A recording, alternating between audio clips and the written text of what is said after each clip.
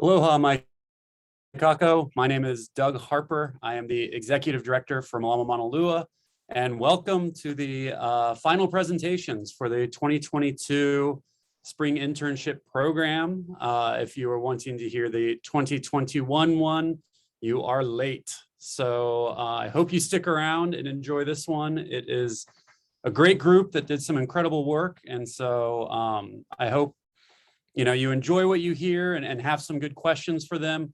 The protocol that we're going to follow here is I'm going to give a little bit of background about the organization, about how the internship program fits with what we do, and then hand it off to the interns, who will each speak for about 6 to 8 minutes on their topic, on their project for the spring. And then we'll have 1 to 2 minutes for questions, and I'll get a little bit into that later. Also, so that we can make sure that people who are interested in a specific talk don't miss it. We may have a couple of gaps while we wait for the proper time for the next intern to present. But first, with that, for those of you who are not familiar with Malama Manalua, our vision, our mission is to restore the health of Manalua Bay. If you are unfamiliar with that, this is Manalua Bay. That big island you see there is Oahu. Manalua Bay is in East Honolulu. It's one of the largest bays in the state of Hawaii. It's one of the most economically and recreationally important, but it is also a severely degraded bay. As you can see in looking at this image, there's a lot of development that's occurred around there. All of that recreation I talked about, a lot of the use of the bay, along with that development, has caused for fairly significant degradation. You have low fish populations, you have poor water quality. And so about 15 years ago, a hui of longtime residents saw that the bay was degraded and wanted to do something about it. Shoot, I didn't want to go that far. Well, we'll just stick it with it here. So they want to do something about it. And so right there, you can see our vision statement. And they formed Malama Manalua so that there'd be an organization that would be focused on restoring the health of Manalua Bay.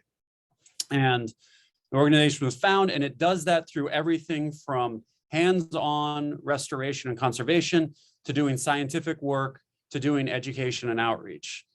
And how the internship program fits with our mission. Several years ago, we created a conservation action plan, and we sat down with some of the leading residents from the area, the Kapuna, as well as some of the scientific leads, and said, okay, Manalua Bay is degraded. What is it we need to do to restore it? What are the biggest threats facing the health of the bay? 3 were identified. One was invasive alien algae, one was overutilization of the resource, and one was stormwater runoff. So those threats guide what we do. And so every year at the start of the year, what we do is we sit down and say, what are the projects that we want to continue on that are being successful already? And what are some of the new opportunities that we see that we can do to address some of those threats that were identified in the Conservation Action Plan? So let's just say hypothetically, that means there are 10 projects that we see as needs for that year. We then go through and look at what our staff is capable of doing. So what can I do? What can Alex? What can Laura? What can Pam? What can each of us take on? So if you have those 10 projects, there may only be 6 of them that we can tackle.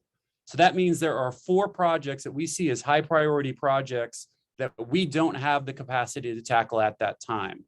And so that is where the internship projects come from, is we take these projects that we see as key needs and hand these off to the interns themselves. And so what that does and what that means and what makes that somewhat unique for Malama Manalua is that the interns are taking on real world projects that we need answers to, that we need help with. So rather than coming in and doing just basic work or trying to just kind of have a little bit of an experience in the office, we're teaching them how to be professionals and having them take on work that is actually demonstrably helping us as we try and restore the health of the bay.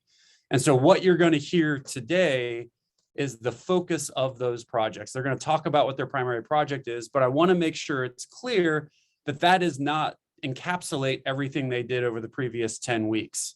So what they did was a whole slew of things. They helped each other with everyone's projects. They did side projects. They worked with our partners. You can see here on the right is the fish pond. On the left is Kuli'o'o. They went up and did reforestation, planted seeds, removed invasive algae, did a whole bunch of things. So while you're hearing about the projects they did and the incredible work they did, know that that is only a small portion of the entire list of things that they did for the summer. So it's impressive on its own, even more impressive when you think about everything they did. Before we move into presentations from the interns, I want to thank each of these funders. These guys make it possible for us to have the equipment, have the supplies. The Midyar Group, Atherton, Cook Foundation, Marisla Long, and the Kwaniani from the Hawaii Community Foundation, as well as all of our partners who have played an integral role in allowing the interns to come on and help with some of the projects on their land. And of course, everyone that is calling in and everyone that has been a supporter of the organization. The interns are an incredibly important part of what we do, and none of it would be possible without all of you providing support and helping us make it possible. So protocol for the meeting. I feel like after 2 years of COVID, everyone is pretty familiar with how to handle Zoom, but in case you aren't, here's just a quick set of quick set of rules. Please keep your microphone muted and your screen blacked out. That's just to minimize some of the distraction. Like I said, each of the interns will talk for 6 to 7 minutes, and then we'll have 1 to 2 minutes for questions. As you hear a question or as you hear the presentation, if there's something that pops up and you're like, oh, I'm really curious about this, go ahead and type it in at that time. You don't need to worry about waiting to the end. And then Alex, who is monitoring the chat box, will relay those questions to the interns so that they can then answer it. Any questions we aren't able to get to, the intern then will go and type into the chat later what their response would have been. So you'll be able to get a response regardless, whether it's at that talking time or after. So maybe hang around for a few minutes if there's one particular talk you wanted to hear and you didn't get your question answered. If you minimize the screen, so I think now Zoom has changed their format a little bit, but for those of you who can't see the speaker, if you minimize your screen, you'll be able to see the speaker and the presentation. And finally, enjoy. They had an incredible 10 weeks. They've been an incredible cohort.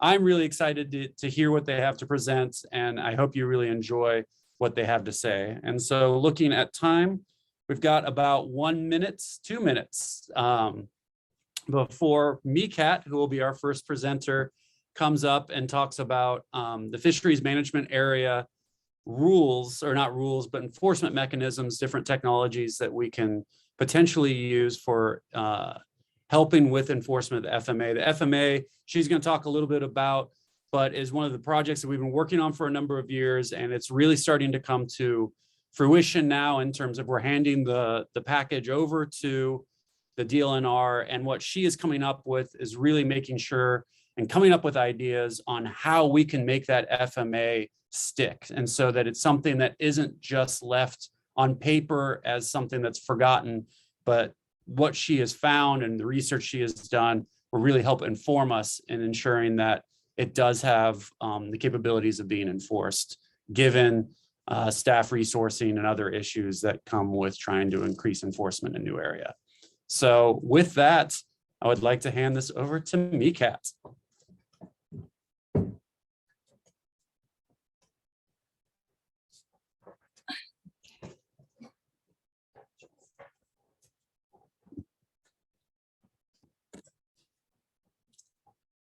Okay, thank you, Doug, for that nice intro. Let me get my slides. Okay. All right, hi everyone, thanks for being here. My name is Micat Po, and today I'll be talking about new technologies to increase rule enforcement and compliance in Maunalua Bay. First, a little bit about me. I am born and raised in Manila, Philippines. I am a senior at UH Manoa, majoring in natural resources and environmental management. I specialize in coastal ecology, and what really drew me to MM was their community-based approach to resource management. I'm also really interested in sustainable fisheries and was looking to get experiential learning.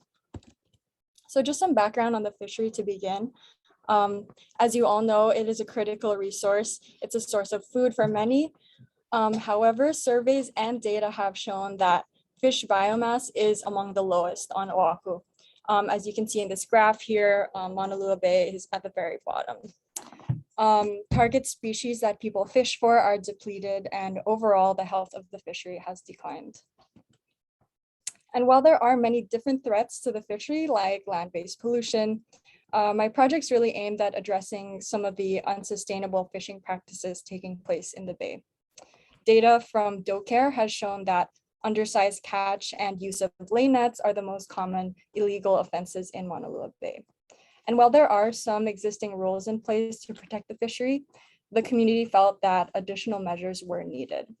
And so with that, there's been, as Doug mentioned, an ongoing effort to establish a fishery management area within the bay. It's been going on for the last 4 years. And it's been really a collaborative effort among fishers, community groups, and public and private organizations, including Malama Manalua. Aside from drafting a management plan and holding community meetings, new rules are also being drafted with the goal of increasing fish biomass. However, in order for this FMA to be effective, enforcement is needed. So again, this is where my project comes in. So my objective was to find out what types of technology are available to increase enforcement in the bay. I did this by attending some of the FMA meetings to get context on the issue, speaking with local contacts, but the bulk of my project really came from doing online research. I gathered information on the types of products available, their purpose, case studies, both local and global, to highlight the use, successes and limitations of these technologies. And then lastly, their costs as well. Okay, on to results. So I came across 10 different types of technologies, which all had different functions, including vessel surveillance, surveillance and deterrent, catch monitoring, and vessel and catch monitoring.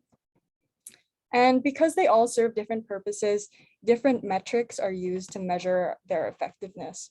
For instance, the land-based radar, which is used for vessel surveillance, is assessed by the number of vessels it can detect in a given time. Whereas the electronic monitoring system, which is used to monitor catch, is assessed by comparing its performance to a human observer. There was also a very wide range in cost, the cheapest being electronic logbook applications, which allows fishers to store their catch data, and the most expensive being autonomous vessels. For more established technologies, low-cost versions of the same technology has been developed. So as you can see, these are both electronic monitoring systems, but the one on the left is just a simple version with one camera and sensors compared to this complex one on the right. So another key finding is that all these technologies are at different stages of testing. And because of that, some had more case studies than others. Electronic monitoring systems, for instance, are widely used in the commercial sector, so these had the most case studies, while newer technologies like the autonomous vessel and the aerial drone had few to no case studies at all.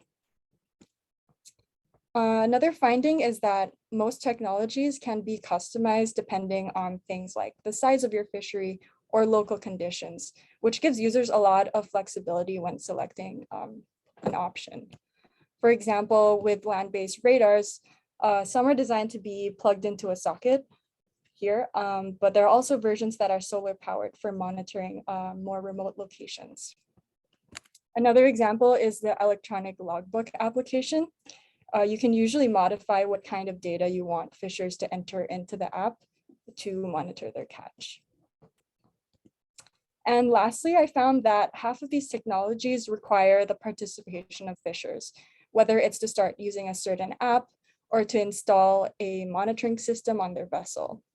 And although these technologies are generally cheaper, fishers do have to be trained on how to use them.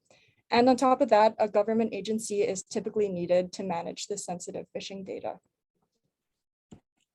So on the whole, my research showed that there are many options and opportunities in enforcement technology. These options vary in cost and function, but one limitation is that they were mostly geared towards fishing from a vessel. And so further research is really needed to see if they'll be effective for spearfishers who are in the water, especially if it's at night. And lastly, the choice of technology really depends on the priorities of Malama Manalua, as there are many more factors to consider. So for next steps, we really need to identify our priorities and pick which issues we want to address and at what scale. We need to look into feasibility, budget, legal implications, and then hopefully get to modeling effects, getting community input, and finally piloting the product. So just some lessons learned over the last 10 weeks.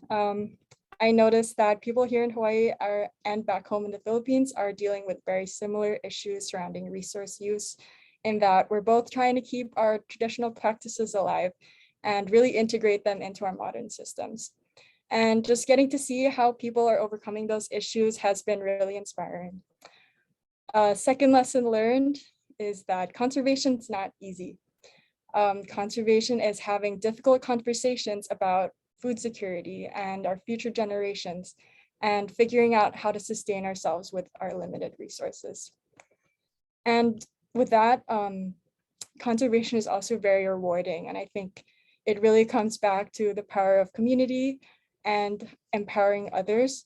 And I'm just so thankful to have experienced it and been a part of it over the last 10 weeks. So with that, I'd like to thank everyone at all our partners for making this internship so special. It was really a pleasure to learn from all of you, and I hope to carry these lessons forward with me. I'd also like to thank my fellow interns, Kaeley and Kiley, the crew. Thank you so much, Salamat. Thanks. And I'll take questions.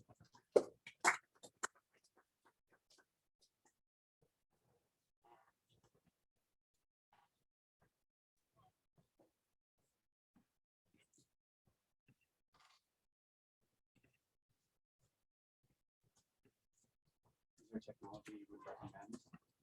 You think best?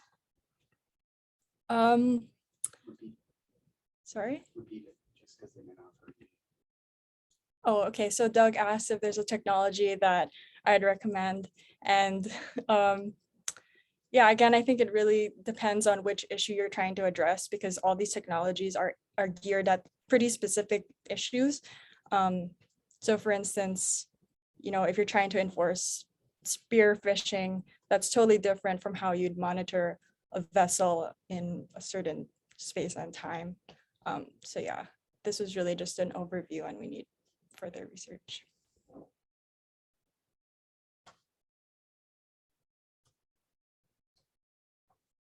So Mahialani Fanashir asked, how about what technologies would not work? Would not work. I think that, well, some of the prices were pretty intense. $150,000 is a lot of money for an autonomous vehicle. And, while it would be good to serve as a deterrent at certain times, let's say, I don't know that it's a realistic option, but, never say never.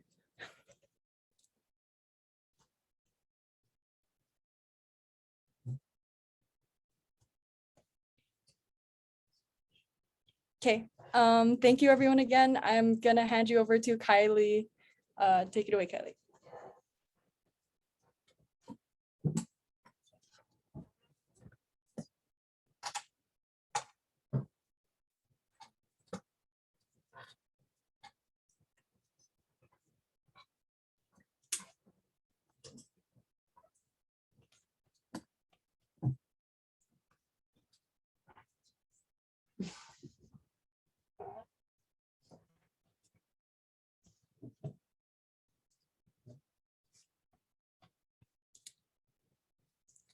Hi everyone, my name is Kiley Pazcoguin, and today I will be talking about the project that I worked on this past spring, the Follow the Drop project, implementing green stormwater infrastructure in the Maunalua Bay region. So a little bit about me. I'm from Honolulu. I was born and raised in Kaimaki, but I currently reside in Maunalua or Hawaii Kai. I recently graduated from St. Martin's University this past fall with my Bachelor's of Science in Environmental Science.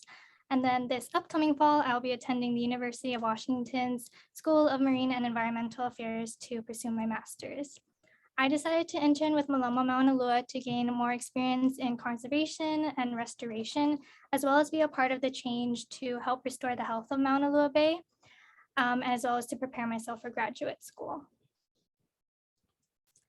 So to dive into my project, one of the problems Maunalua Bay sees is stormwater runoff. And as you can see in this picture, we can see the 10 watersheds that make up the Maunalua region as they extend from the Ko'olau mountain range all the way to the coastal waters of Maunalua Bay. And since the 1950s, Maunalua Bay has seen extensive urbanization, examples being the construction of buildings, shopping centers, homes, roads, and other examples of great infrastructure. And this has introduced more impervious surfaces within the region. So as you can see in this picture, the red lines represent the impervious surfaces, while the red dots represent the storm drains. And since there's about 50 to 90% of impervious surfaces that now cover urban areas today. And since these watersheds have undergone extensive urbanization, this has introduced the water that flows from rainwater will flow from the mountains to the waters, and this would collect runoff and eventually into the storm drains, which will then lead into the waters, which is detrimental to marine ecosystems. And since impervious surfaces do not absorb rainfall, we will see flooding as a high chance due to heavy rains. It can cause high sedimentation and murky waters, which can smother coral reefs. And this can introduce nutrients into the waters, which will allow invasive algae to grow uncontrollably and outcompete our native species. So one way to mitigate runoff is by introducing green infrastructure. So what is green infrastructure? Green infrastructure are ecological systems designed to prevent runoff from urban development. So some examples would be this rain garden, which is created to create depressions in the land surface to increase vegetation, rain barrels to capture and store water. And then these are permeable pavers that can be used for driveways. And the benefits of green infrastructure include resilience from flooding, improving water quality, reuse of water, and an increase of native vegetation. So this picture further shows the example of the benefits of green infrastructure. So on the left, you have more impervious surfaces. So as the rain comes down, it would flow through these impervious surfaces, which can collect the runoff, and it will enter the storm drains untreated and eventually into the waters, again, affecting the marine ecosystem, versus on the right, where you have more pervious landscapes. The water is directed into the surfaces and reduces the runoff from entering the oceans, further negatively impacting them. So to implement green infrastructure, we partnered with 3R Water to use their mobile application, the Follow the Drop. Right now, we are continuing to pilot the application as it is not available to the public yet. However, if you're interested, we are more than happy to conduct the assessment for you and with you so that you can learn how to use the application and familiarize yourself with it for when it does become available to the public. And so 3R Water's Follow the Drop application will help property owners to gain access to green infrastructure solutions and support green infrastructure management. The app uses existing rainfall and impervious surface data to calculate how much stormwater runoff a property is generating, and it can provide optimum sizes and type of green infrastructure solutions for the homeowners. So right now the application offers 2 solutions, rain gardens and rain barrels, but in the future we are looking to include permeable pavement. So what we did to conduct this assessment is that after you sign up for an assessment, we arrive at your property, and depending on how big the property is, it takes around 30 to 60 minutes. From there, the homeowners will show us around the house where we will observe areas of opportunity. So right here, we are taking a picture of a downspout. From there, we will use a polygon mapping tool to identify the impervious surface area. So we would map out this rooftop right here that leads down to this downspout. And then using the existing rainfall data, the application will estimate the stormwater runoff volume your property is generating. So on the right, this tan bar graph, you can see this is how much runoff you will be generating without green infrastructure practice, versus on the left, the blue bar graph is what will be shown if you did have green infrastructure implemented. So as you can see, there's a significant difference if you do have green infrastructure implemented into your home, as you will be saving a lot of runoff from entering the storm drains. So from these rainwater assessments, we conducted assessments mostly within the Wailupe, Aina Haina area. And all of the properties that we assessed had areas of opportunities. And most of the homeowners actually had some green infrastructure implemented into their homes already, and they just wanted some more ideas and guidance to install more. We did save their projects within the application so that when we receive more funding, the application can be used to submit their projects and they can receive credit for it. And at the end of the assessments, the homeowners completed a survey to provide feedback for us on how the app helped them be more aware of their stormwater runoff their property is conducting, and we received positive feedback, and they're really excited to hopefully receive funding for this project and have these green infrastructure projects implemented. Next steps, we hope to continue gathering data to support green infrastructure by recruiting more contacts through outreach events or other marketing strategies. We have a spreadsheet with more contacts, such as schools that we can reach out to. And as this project expands, I have created a volunteer flyer to recruit volunteers to assist with these rainwater assessments. So with that being said, if you live in the Maunalua region and are interested in a free rainwater assessment, you can sign up at this site, rainwaterhawaii.com. And when you sign up for a rainwater assessment, your name will also be entered to a drawing to win a free rain barrel. From this internship, I was allowed to connect with people who have shared a deep passion for conservation and restoration.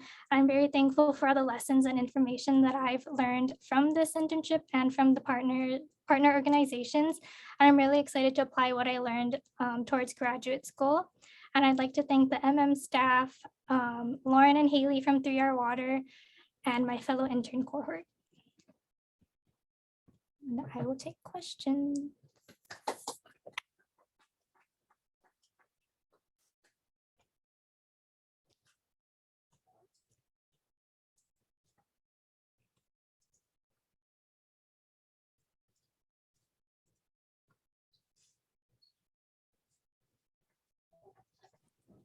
I don't know if you mentioned it, but when did you say that the app, or if you know, is coming out? We Or are unsure when it will be made to the public. Right now, we're still piloting the application. Okay. Do you have like a timeline? Sorry, just curious. Not right now. Okay. Thank you. You're welcome. You've got time for one more question. And Jake Hardy says, do you think that the app could be upscaled to include coastal regions in other areas besides Oahu? Yeah, so right now the application is targeted toward the Maunalua region, but if we receive more contacts to conduct more assessments, we're looking to expand the project to hopefully the whole island of Oahu and hopefully even more islands. Awesome. So right now I will lead it off to Keely.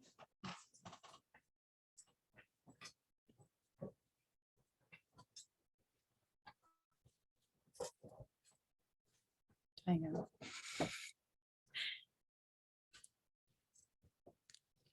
Hi, everyone. My name is Kaeley Pilichowski, and my project is Community Reef Monitoring, a baseline assessment for fish abundance and coral health in Maunalua Bay. So I'm originally from Seattle, Washington, and I graduated from Whitman College in 2019 with a BA in environmental sociology. I'm also a PADI open water scuba instructor. The reason that I chose to intern for Malama Manalua was I wanted more experience with a more holistic and community-based approach to conservation. I also wanted to gain field experience and learn more about Maunalua Bay. So why is this project important? So our coral, Hawaiian coral and other coral around the world, as well as a lot of different fish ecosystems, are threatened due to climate change or overfishing, various issues. And we do need coral and fish for our own survival. For coral, we use it as habitat for a main food source, coastal protection, economic benefits, and cultural benefits. And fish are not only a food source, but they also help create a balanced and keep a balanced ecosystem. I think this project's also really important to give the community an opportunity to be a part of the solution and get involved and learn a lot. So Restore with Resilience is a project that Malama Manalua is a partner in. This project takes corals of opportunity, which are corals that have broken off of the reef. They fragment them and then do a stress test. And those corals that are resilient, we call super corals. Those ones we put back onto the reef, and Maunalua Bay is a potential outplanting. Well, it is an outplanting site where those corals will go. So in order to do that, we need to help kind of figure out where we're going to outplant that coral. So monitoring the reef is a really great way to figure out great locations for those resilient corals. And then it also helps set a baseline to compare future data to. So as Micat mentioned earlier about FMAs, this data can help us figure out, what the fish in the bay look like and if we really do need an FMA based on the data.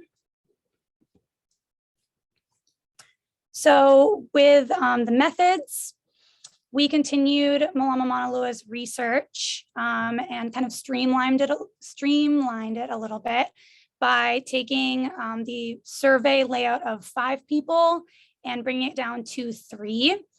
We still surveyed all of the same things, so fish diversity and abundance, coral health through the COA cards, and took benthic cover images. But we also wanted to take this project and widen the scope of monitoring to the whole bay. So these are the locations that Malama Manalua, they've broken the bay into sections for the community to survey. And these are the areas that we were able to survey. So the yellow spots are where my cohort was able to survey, and then the green ones are where previous cohorts and previous research have been done over the past couple of years. So observations. So the habitat along the bay was really interesting, how it would quickly shift between either coral rubble or gorgeous coral heads to sand or algal beds. And there were some areas where there were lots of fish, but no coral. And then some areas with very large, beautiful coral heads with no fish. And some of it was the distance of like a few blocks. So it really is crazy how much that those ecosystems can change. And most of what we were finding were juvenile fish, so a lot smaller. The majority of the fish that we found were wrasse. Over half of the fish along our transects were wrasse. And as you can see here, the new peninsula had the highest number of fish that we found. And what's really important to note here is the average fish per transect. We did have different number of transects per area. And so this notes how many fish there were per transect. And then in terms of coral heads, I'm still doing a lot of analysis in the next coming the upcoming weeks on the COA cards, all the COA data, but this just gives a good overview of how many coral heads that we've found and our average coral per transect. So as you can see, Kahala Resort, that area did have the majority of our total coral heads within it. I also want to note that we surveyed 7 locations within 9 different sections of the bay. We put out 20 transects, and we also hosted 2 community events and trained 10 community volunteers. Oops. So the next steps are, of course, we want to conduct more surveys. We want to know more about sections of the bay that we were not able to get to. And then we also really want to create a larger network of surveyors, bring other people onto the team to be our eyes and help out with surveying the bay so we can get more data in. What I learned from this internship, so in general, we got a greater understanding of Mauna Loa Bay. And then we also gained more information to help us make more informed decisions about where to outplant some of that resilient coral. Personally, I did get some field research experience in organizing and running community training events. And then one of my favorite takeaways was throughout this whole experience was getting to learn a lot about the connection and really the importance of culture and conservation. A big thank you to the Malama Manalua staff, in particular Pam and Alex, and a big thank you to my intern cohort, as well as dedicated community members that came out and volunteered and helped us out. Also, all the partners we had the chance to work with, and then all of the previous coral interns that really helped lay the foundation for the work that we did. Are there any questions?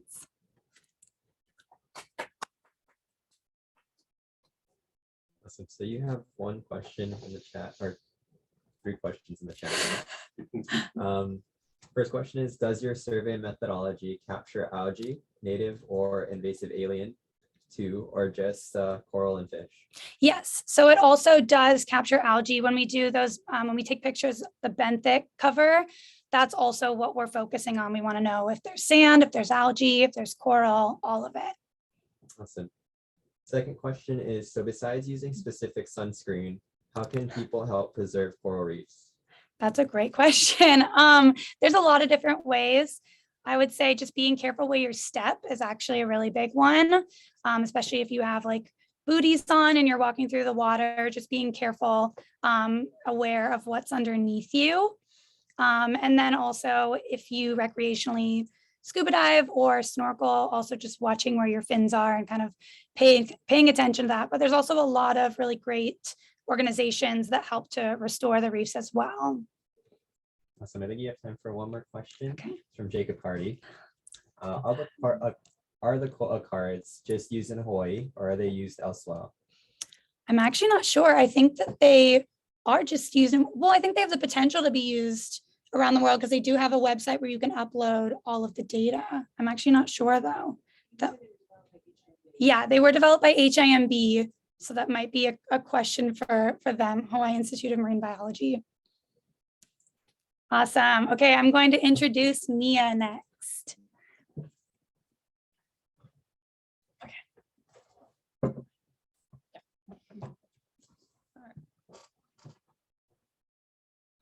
Hello, my name is Mija Wheeler, and my project is on the Kilocam. I'm currently a freshman at Kapiolani Community College, pursuing a degree in electrical engineering and computer science, with the hope of transferring to Oregon State University in the coming fall. I originally interned with Malama Manalua last semester because I wanted to learn more about science outside of my comfort zone of just robotics and technology. For my project, I was working with the Kilocam. The Kilocam is a low-cost, low-power alternative to habitat monitoring that was developed by a PhD student from UH Manoa, Austin Green.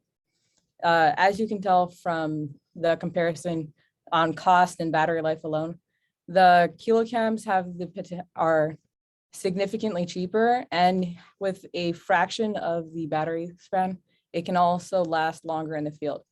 With a battery equivalent to approximately a third of a AA, it can go 2.5 days taking a picture every minute, or 2 to 3 months taking a picture every hour.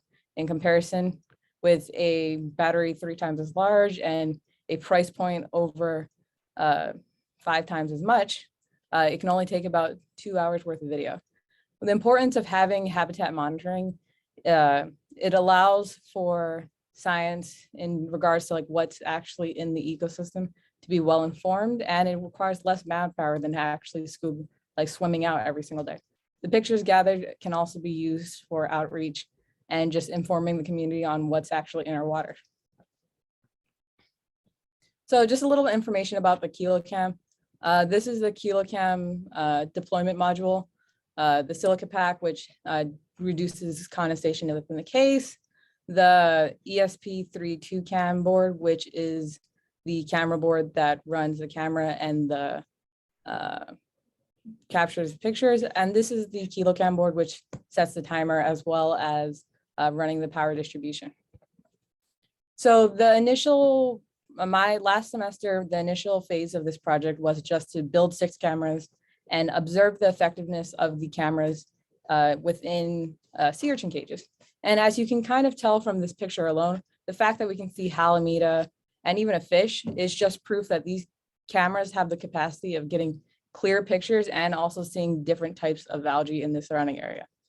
But in the second iteration of this project, the goal of this project was to see if we could deploy these cameras in deeper water, and also just to look at a wider span of view. In the sea urchin cages, we were looking at a relatively small cage, whereas in this iteration, we wanted to see if we could see the entire environment, or like how much of the entire environment. We were also working on deployment methodologies for deploying them in different areas, especially deploying them independently of pre-existing structures like the sea urchin cage. I was also working on documentation for the building and use of the KiloCam for people who don't necessarily have a technology background, which is something that I think was very viable for the continued use of this camera. One of the things that happened in between the first phase and the second phase of this project is that I added additional code that would automatically assign timestamps to all the pictures collected so that we would know what time and date the pictures were taken rather than trying to guess and doing the math backwards. So this is the first iteration of the independent deployment device. This is basically a 20-pound patio tile with the camera module zip tied onto a piece of polycarb and then further bolted into the brick. All of the deployment modules were wrapped in electrical tape to make it more visible underwater, but also to decrease the biomass that was developing directly onto it. So all of our deployment modules for this semester were deployed 500 meters offshore in the New Peninsula in an area called the Blue Hole. And one of the reasons we selected this area is that it's high in fish, high in coral, but also it has higher wave activity and slightly deeper water. So we just wanted to see, can we see pictures in deeper water with less light? Can we actually get more pictures of fish? And just what can we see? So this is the first picture of one of the deployment devices. And the second one, like right here.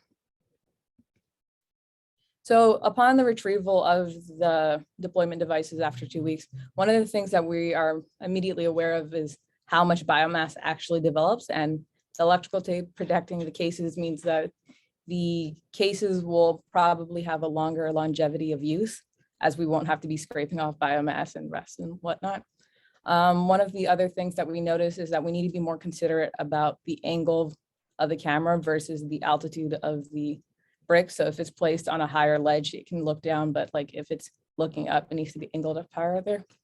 And one of the things that we recognized upon retrieval is that one of the cameras had been compromised with water, and the second one had taken pictures for about 3 or 4 days after, or 3 or 4 hours after the initial deployment day, and for some reason stopped working. However, the fact that we have pictures at all is proof that these cameras have the capacity of being deployed deeper and can actually take pictures at a depth of 3 meters, going up to 45 according to the specs of the waterproof cases. As we continue this project, I'm working on a second iteration of this deployment device, which we hope to then deploy on a native seagrass bed to watch growth.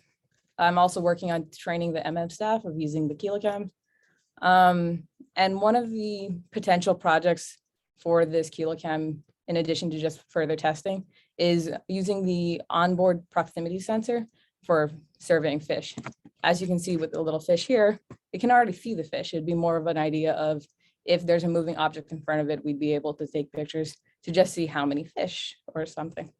Another thing that could possibly worked on is having a system that would automatically view pictures and identify anomalies or fish or whatever MM would like, just so that we're not looking through 600, 800 photos like one by one, just to identify pictures.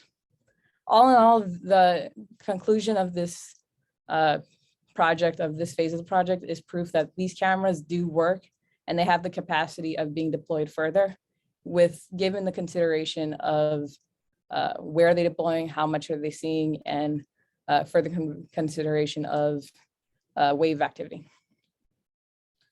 All in all, from this internship from last semester and this semester, one of the most important things that I got from this was learning about the intersection of my love of conservation and the environment, but also my career path of going into engineering. And I just thought it was really valuable, especially working with a community that is taking care of the beaches that I essentially grew up on. With that, I would like to give special thanks to Austin Green, the developer of the kilocam, as well as Malama Manalua with all their help and support. With that, I open the field for questions and concerns.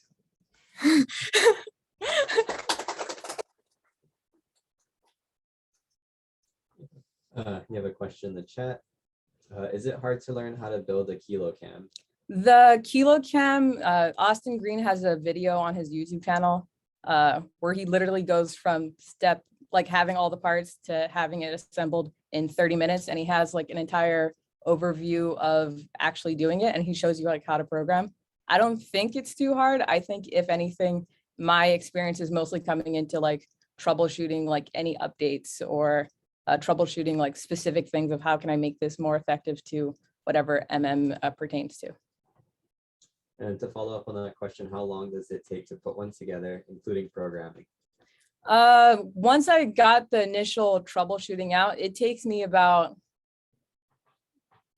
like actually putting the camera, the kilocam together, it's like 2 pieces. Like, let me go back a bit, but it's only like 2 or 3 boards that actually just have to get slotted together. So it's not too bad. It takes maybe 5, like it's just 2 boards to get slotted together with this getting plugged in. So it's maybe like 2 to 3 minutes to actually build, but actually programming, if your computer is operating and it kind of doesn't, it's not acting up, it takes maybe about 10-ish minutes. So it's not bad. It's just mostly making sure you have all your settings correctly and having a timer that's on time.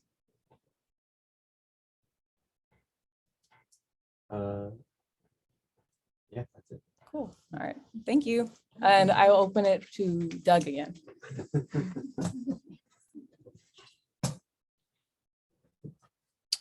Aloha, everyone. That is the end of the group of the presentations from the interns. I hope you found that informative and interesting. And I think you can see how well all of their projects fit together, from improving water quality to using new technology to do enforcement, to also using new technology to monitor the health of the resource. And then what are some of the protocols to be able to crowdsource that and do surveying with citizens and finding ways to improve the understanding of the health of the bay. All of these, even though they're very distinct projects, fit together really well and really complement each other. And so I want to really thank the interns for their incredible work these past 10 weeks. This is, everything that they produced is something that we're going to take and build upon. And so mahalo to them and mahalo to all of you for taking part and listening to this. And if you have any further questions, feel free to reach out to us. We can put you in touch with the intern themselves, or we can answer them ourselves. So mahalo Enjoy the rest of your Wednesday, and we will talk to you soon.